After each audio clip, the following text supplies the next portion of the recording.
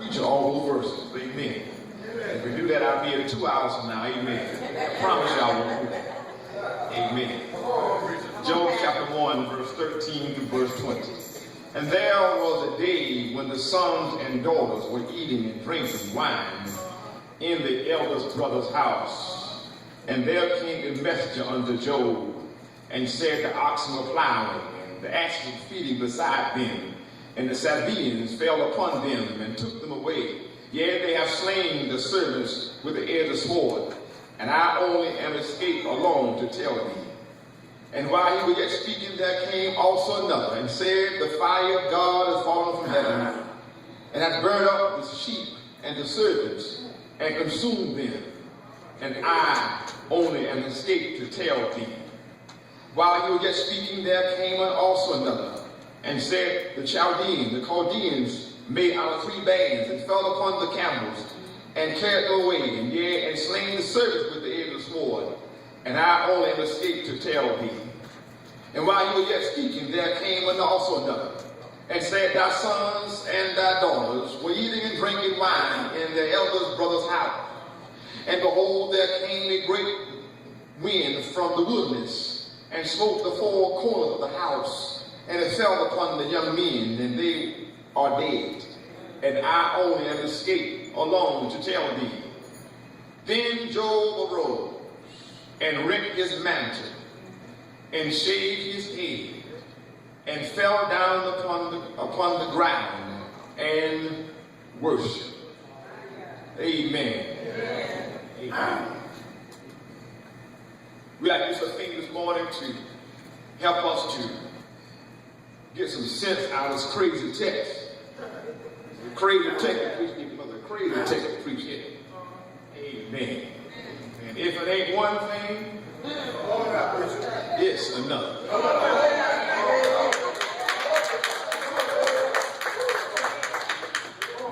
My dear sister and brother, life gets just that way sometimes. That's just real. Life gets crazy.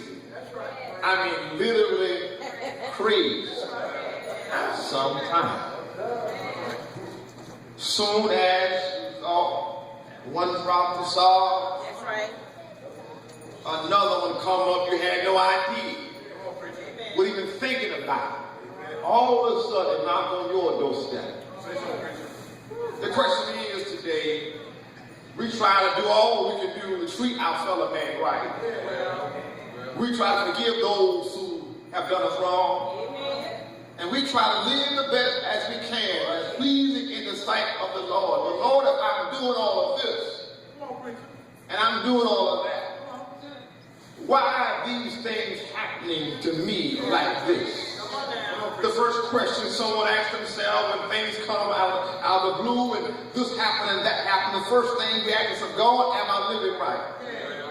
Lord, we take a self-examine of our own self. Lord, have I done anybody wrong lately? And we begin to look at our life and say, God, if I'm doing something wrong, Lord, I'm not aware, because why all this is happening to me like this?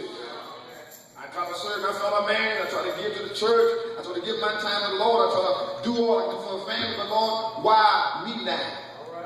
Well, the fact of the matter is, the question we pose ourselves, why do bad things happen to good people? Why do bad things happen to good people? Well, first of all, we got to understand that the underlying message of the text is that there was a good man by the name of Job that had bad things happen to him. Fact of the matter is, doesn't matter how good or how bad we are, that does not exempt us from trouble in life. Trouble has no name on it. Trouble has no peak address.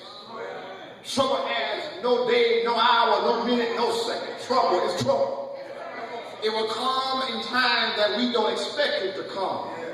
But Job was a man who had trouble after trouble, problem after problem. But in the midst of it all, God had a reason why these things happened to Job. And likewise, there's a reason why God allows certain things to happen in our life. The question is, as soon as we can figure the reason out, the purpose of it all, the blessed that we will become. First of all, Job was a God-fearing man. Job was a man who loved the Lord. He loved his family. He prayed for his children. He did it for his community. Job was an outstanding man in the community. But the question is that if Job was all of this, why did all of this happen to him? First question is, there is a mess in all of this. The question is that there's a person called Satan. There's somebody called the devil. Amen. And he has a way every now and then peeking on us. He has no pity person. He has no respect of person.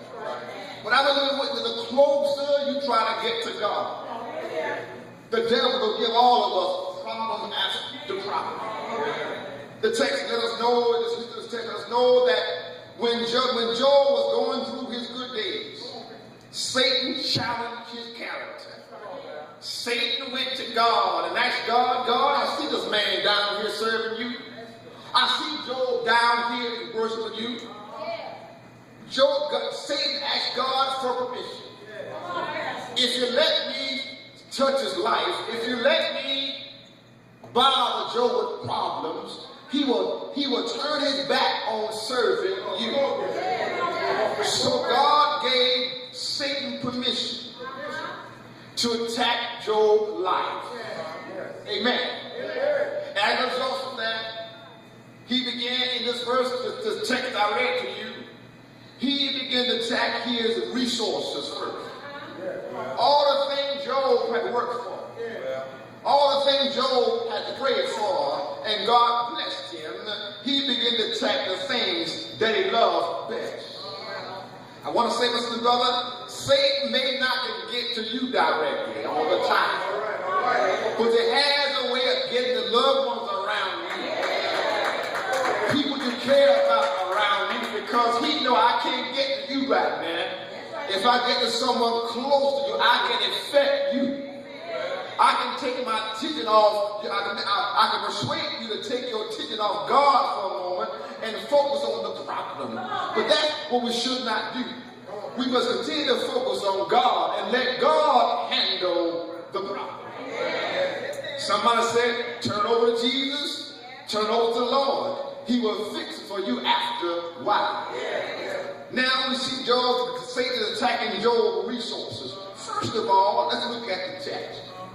There was a time in the text in verse 13, 14, and let us know that there was a messenger came to Job and told Job that he, as an ox's plowed in the field, something came by, the Sabaeans came by and destroyed them and took all his servants into captivity. As a result, they lost their lives. Not only that, another messenger came to Job. After he sent one message, another message bad. After he first delivered one set of bad news, the next set of bad news came right behind it.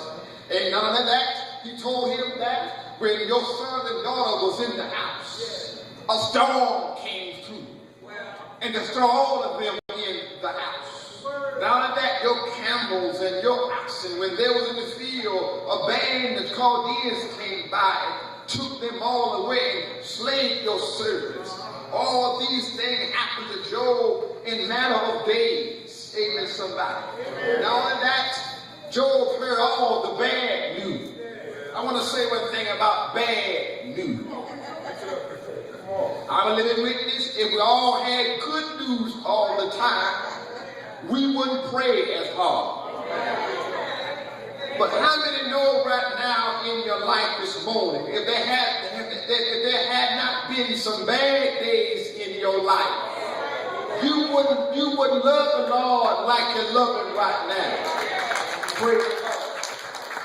And I heard a song said, and the record said one day, all my good days outweigh my bad days. And for that, Lord, I won't complain. Amen, somebody. So my question is, when you and I get bad news, how do we respond?